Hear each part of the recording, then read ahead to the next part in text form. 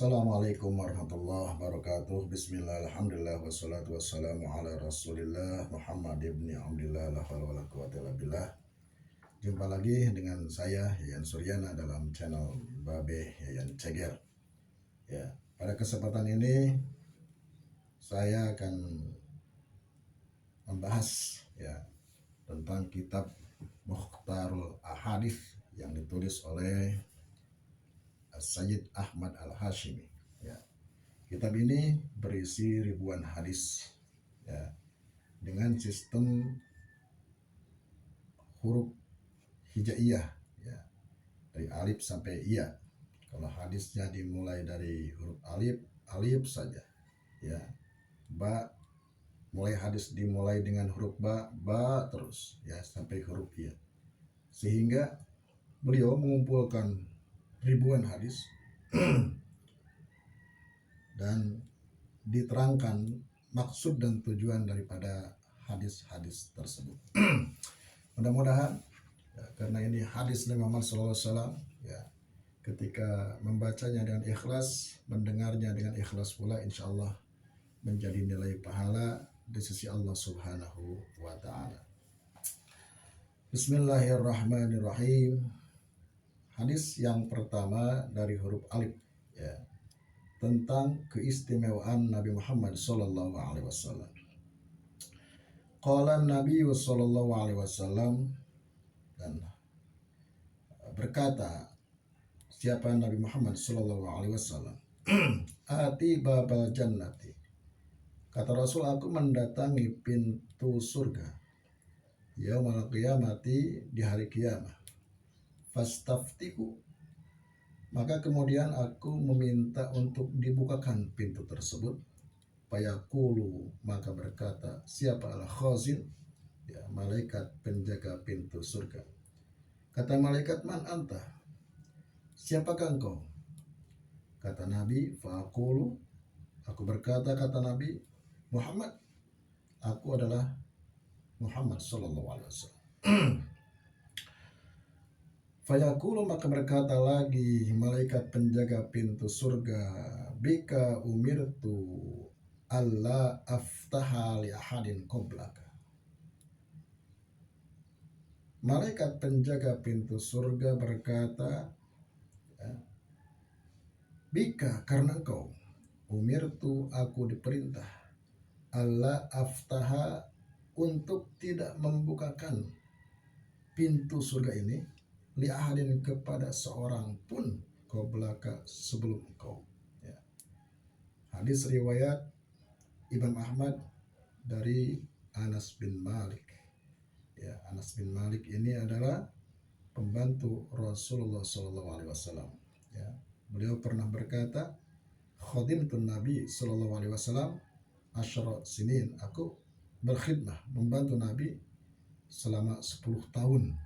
Karena ketika waktu kecil, Anas bin Malik umur 10 tahun sudah berada di sisi Nabi Muhammad SAW dan membantu apapun kebutuhan Nabi Muhammad SAW.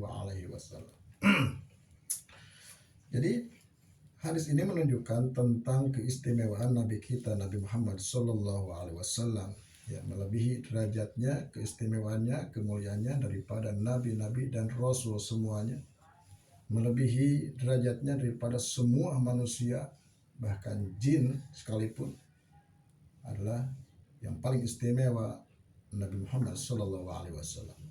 Ini bukti, hadis ini menunjukkan bahwa Nabi kita itu Nabi yang termulia, sehingga tidak seorang pun yang bisa masuk surga sebelum Nabi Muhammad SAW membukakan pintunya.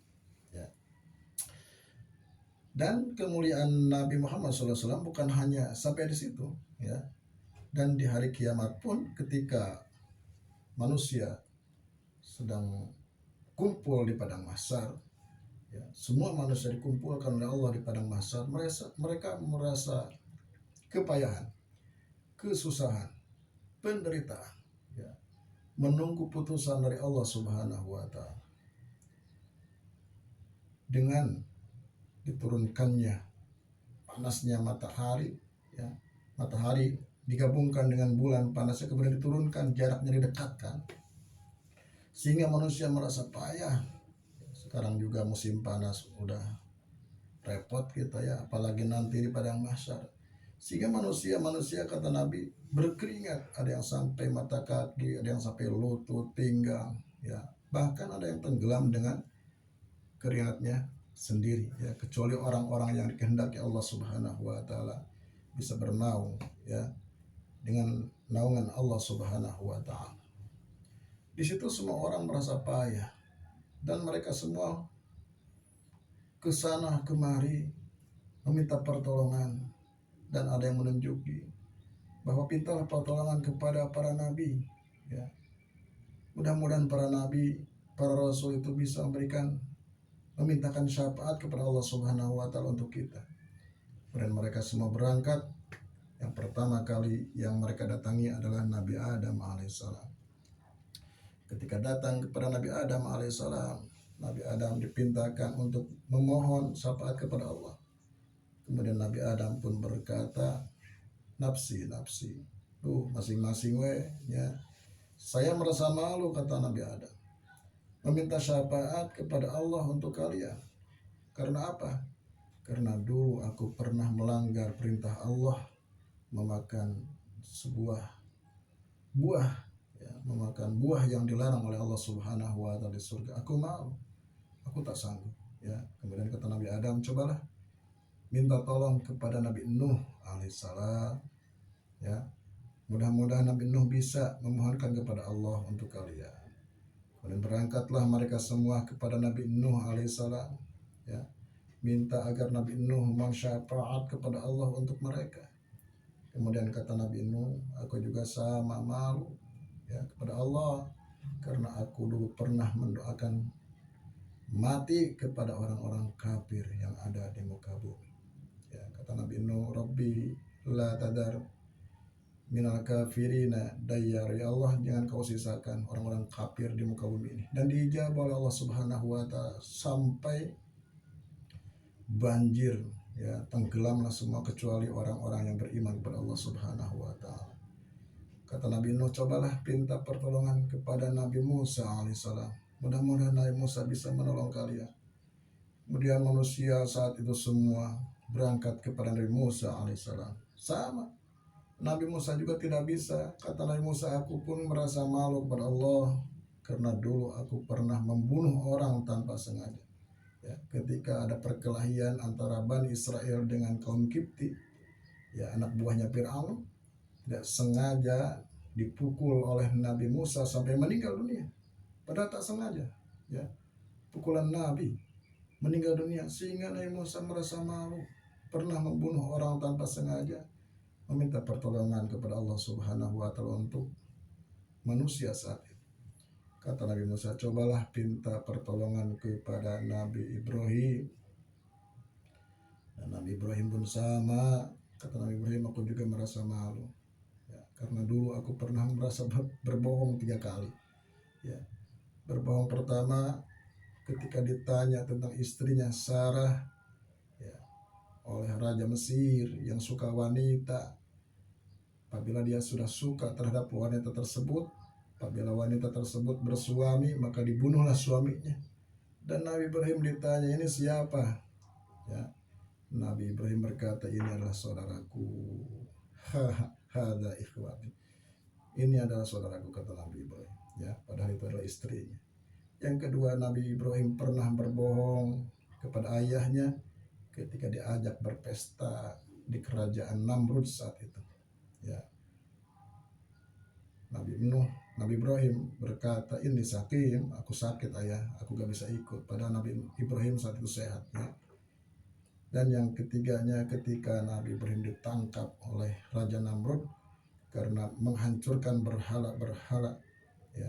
Dan ditanya, siapa yang menghancurkan berhala ini? Kata Nabi Ibrahim, yang menghancurkannya berhala yang paling besar, ya. Itulah, ya, bohong aku kepada Raja Namrud sehingga aku merasa malu kepada Allah Subhanahu wa taala untuk memintakan syafaat kepada kalian. Aku pernah berbohong 3 kali. Kemudian cobalah berangkat ke Nabi Isa, ya. Dan datanglah semua ke Nabi Isa, dan Nabi Isa tidak memberikan alasan satupun. Kata Nabi Isa, cobalah pintakan syafaat kepada Allah untuk kalian kepada Nabi Muhammad Shallallahu Alaihi Wasallam. Disitulah manusia semua yang mendatangi Rasulullah Shallallahu Alaihi Wasallam. Ketika Nabi Muhammad didatangi oleh semua umat manusia saat itu, kata Nabi, ana laha, ya, aku bisa memberikan syafaat kepada kalian. Kemudian Nabi sujud di hadapan Allah Subhanahu wa taala. Setelah sujud, Allah Subhanahu wa taala berfirman, ya Muhammad, irfa ra'sak salatuto. Hai Muhammad, ya, coba angkatkan kepalamu. Kau minta, akan aku berikan. Ya. Rabbi wa'adatani bisyafa'ah, kata Nabi, ya Allah, dulu kau menjanjikan kepadaku untuk memberikan syafaat kepada umatku, umat manusia. Maka Allah Subhanahu wa taala mengijabah, diberikannya syafaat kepada Rasulullah SAW. Rasulullah Shallallahu Alaihi Wasallam diizinkan untuk memberi syafaat kepada seluruh umat manusia. Ya. Maka mulai saat itu Nabi Muhammad SAW membuka syafaat umum. Ya. Semua bisa saling mensyafaati. Ya, guru mensyafaati muridnya, ya, seorang wali kasih Allah mensyafaati orang yang mencintainya. Kemudian orang-orang yang hafal Quran memberikan syafaat kepada 70 keluarganya. Orang-orang yang mati syahid mensyafaati keluarganya. Ya. Bahkan bukan hanya itu, Nabi mensyafaati umat manusia yang tadinya mau masuk neraka tidak jadi karena syafaat Nabi. Yang sudah masuk neraka bisa keluar karena syafaat Nabi. Nabi memberikan syafaat kepada ahli baitnya. Nabi memberi syafaat nanti di mizan, timbangan amal. Nabi memberi syafaat kepada orang-orang yang melintasi Shiratal Mustaqim. Nabi memberi syafaat kepada orang Ashabul A'raf yang keadaan timbangan amal kebaikan dan keburukannya seimbang, nanti akan masuk ke surga dengan syafaat Nabi Muhammad SAW. Dan Nabi memberikan syafaat nanti di surga, yaitu meninggikan derajat, ya, surganya karena syafaat Rasulullah Shallallahu Alaihi Wasallam. Dan ini hanya Allah berikan kepada Nabi Muhammad SAW, tidak kepada nabi-nabi yang lain. Ya. Jadi hadis ini, saudaraku, ya, menerangkan tentang keistimewaan Nabi Muhammad SAW yang diterangkan oleh Said Ahmad Al-Hashami dalam kitab Mukhtarul Ahadisin Nabawiyah. Ya, mudah-mudahan ada manfaatnya dan kita bisa tambah cinta kepada baginda Rasulullah SAW dan berusaha untuk mengikuti perilakunya, ya, perbuatannya, ucapannya dengan pertolongan Allah Subhanahu wa taala. Ya, mungkin itu saja yang dapat saya sampaikan. Wallahul muwaffiq ila aqwamit thoriq. Assalamualaikum warahmatullahi wabarakatuh.